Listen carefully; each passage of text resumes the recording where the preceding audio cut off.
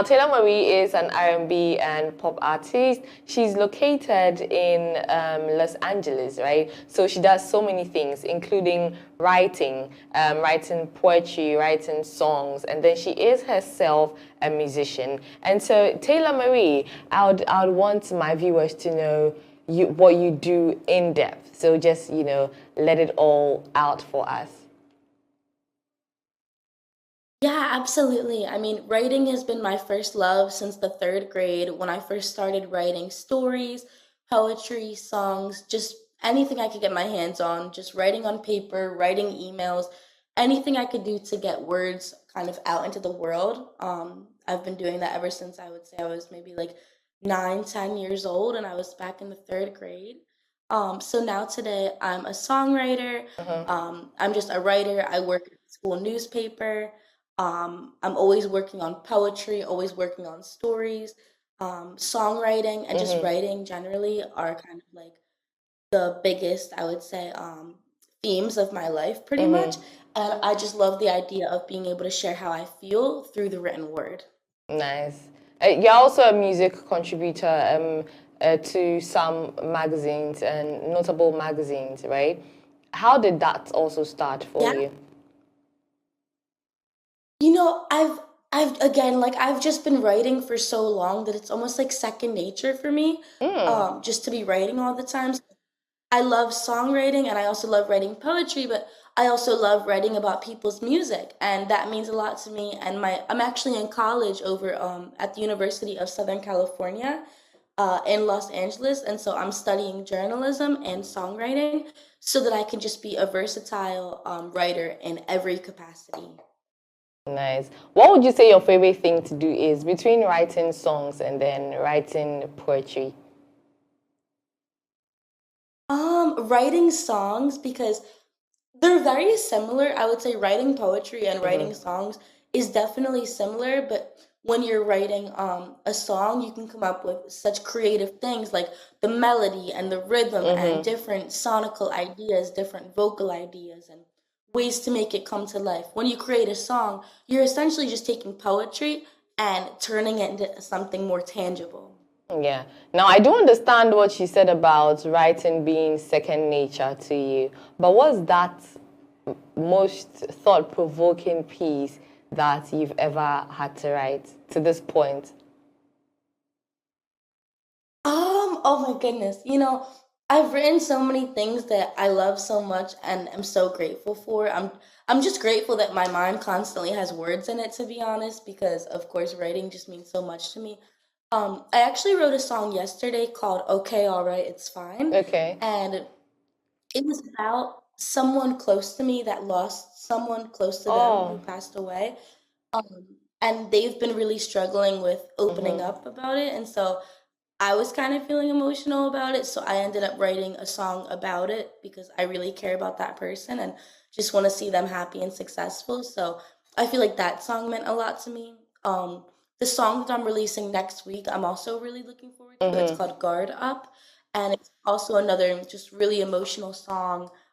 It all goes back to the songwriting for me. I mean, everything I write is most important to me. So Right. yeah, I'm just excited to share those with the world. Yeah, and I'm excited you get to share that with the world as well. But also with what you've just said, does your mental space at a moment, at a particular time, your emotions at a particular time influence how and what you write? Absolutely. I feel like for me, mental health is so important, and I really try and encourage others to focus on their mental health as well. Mm. I think we could all really benefit from it, from just being there for ourselves. I think that my emotions are extremely important to me, and my mental health and how I'm feeling is always going to be important to me. And so I feel like it kind of comes to life whenever I am creating art, whenever I am songwriting, whenever I'm writing poetry, anything that I'm feeling inside my mind, Mm-hmm. I put onto paper, and I feel like that's just the way that I know how to express myself best since I've been expressing myself through writing for all of my life. Yeah, with songwriting, you've done it for years and years. Now, I know that you can decide to write the song and then also have to sing it yourself, or you write the song and then have somebody else sing it for you, right? But with the songs that you've had to write so far, what's the most money you've made on those? Oh, not much.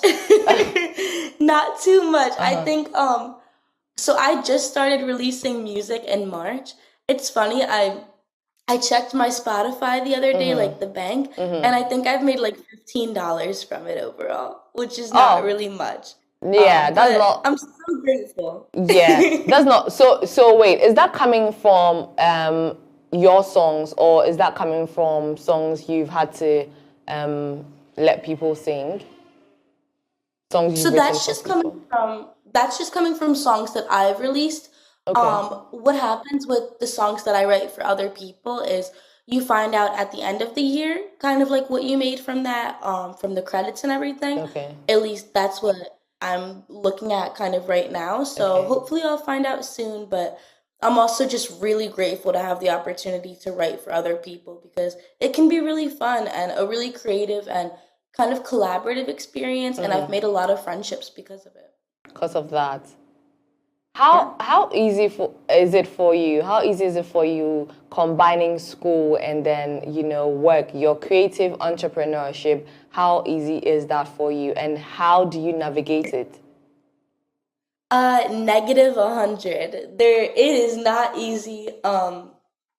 I actually have a really hard time doing it. I mean, Oh. I feel like I'm at my like college classes on the weekdays, but then on the weekend I'm in the studio and like sometimes it'll be like, "Oh, can you come to the studio and write for this artist on Thursday?"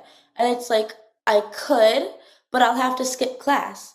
Right. And I try not to skip class because getting my degree is something that is a dream of mine, and I want to have a degree so badly.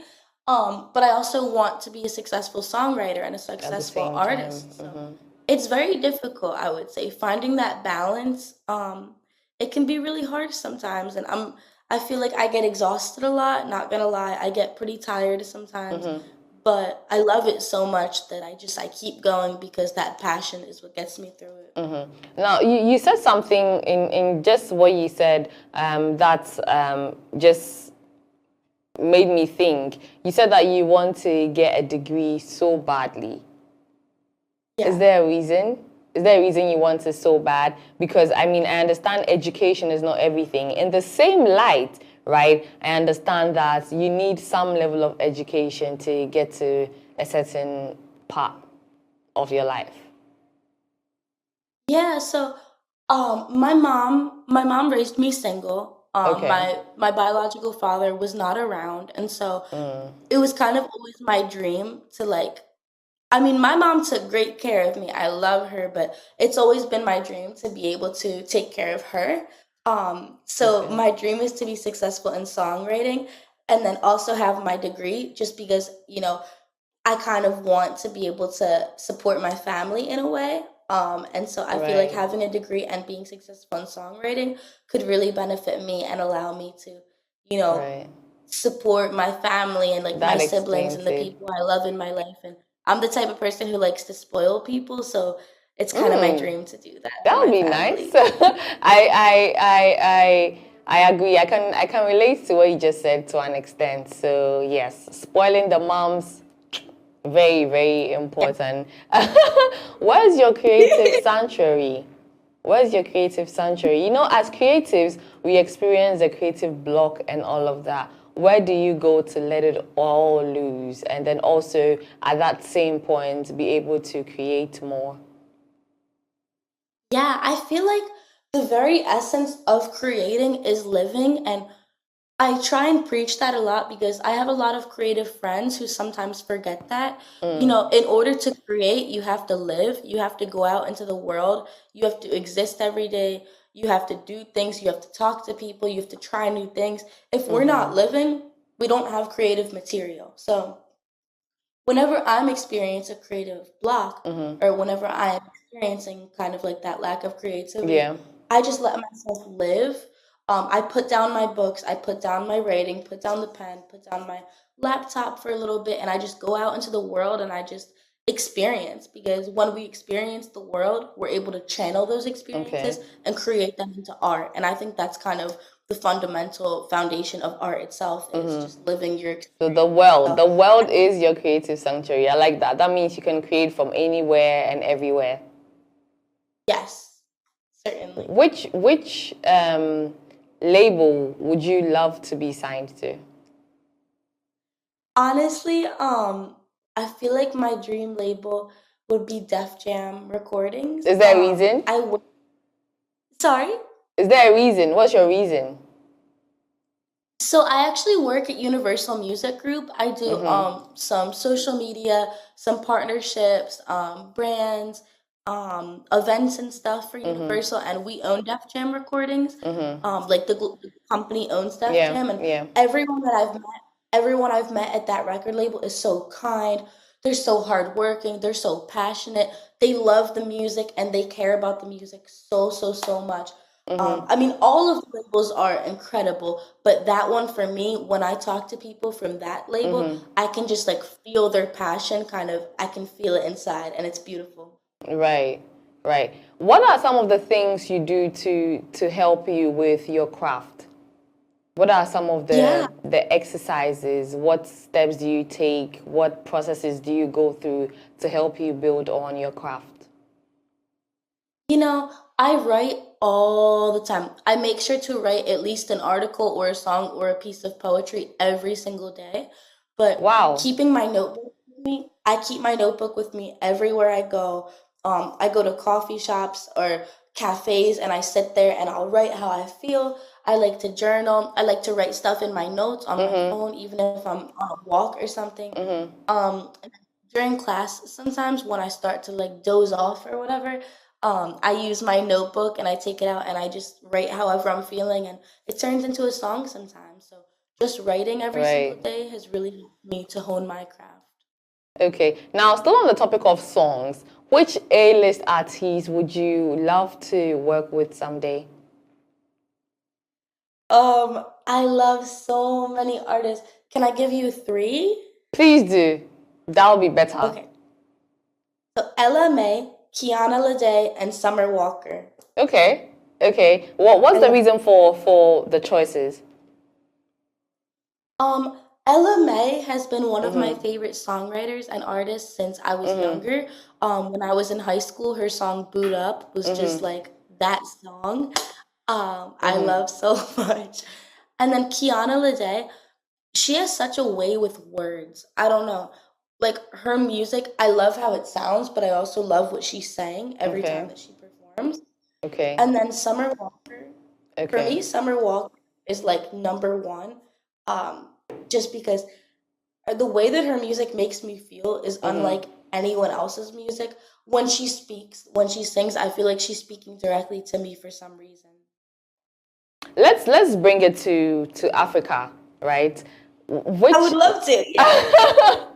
what's your favorite Afrobeat song? At the moment, oh, have you heard of the song Finessin'? What song? It's by the South African rapper AKA. It's called Finessin'. Finessing. No, I Yes. haven't. No, I haven't heard that. Do you want me to show you? Please, please do. I would love to hear you sing it. Oh, I can't sing it, but you listen. It's so good. It is Okay, so I'll check good. it out then. Are you visiting Ghana anytime soon? I would love to, please. Would love to have you. Would love to have you. Now, being a songwriter as well, I think that it will be great for you to also have to collaborate with some, Ghanaian musicians and all of that. So now, when you are in Ghana, which meal would you love to try whenever you come? Which would that be for you? Whatever your favorite is, what is your favorite? Your favorite food is what? No, what's your favorite? What's my? Oh, you want to try my favorite food? I have a lot of favorite food too. I'm a foodie. Yes. I'm a foodie. So if you ask me what my favorite food is, I can give you a long list, right? There's banku and granite Tell soup. me There's top fufu and three. chicken rice soup. There's omutuo, jollof, you know, but I would love for you to try jollof. Jollof is a rice dish, so that will be easier on your palates. I feel like that's some of my friends are from Ghana, and I think that their favorite is the rice. Is it jollof or halaf? Jollof. Jollof. Okay, I think Jollof, because yeah. I've seen my friend Jabril has made that when he's been at my apartment. So if Okay. he can make that for me, or if I can go try it myself, I would love it. Right. All right then, Taylor. Thank you. Thank you so much for having this chat with me. I'm looking forward to whenever you come to Ghana, or if you don't even come to Ghana, when you get to collaborate with a musician from our part of the world, specifically from Ghana. I would love to do that. Thank you. Thank you. Thank you so much. And happy birthday in advance. I hope you Thank enjoy you. your day. I hope you enjoy your party. Thank you. I appreciate it. And thank you for having me on your show and Thanks giving for me being your with us. time. I understand that, you know, the time difference is vast. It's really early for you in the morning. It's almost evening for us, but it's really early for you in the morning. And so for you to have to wake up and to be on with us, I am deeply appreciative of it. Thank you. Thank you for having me. Thank you. All right. Bye-bye.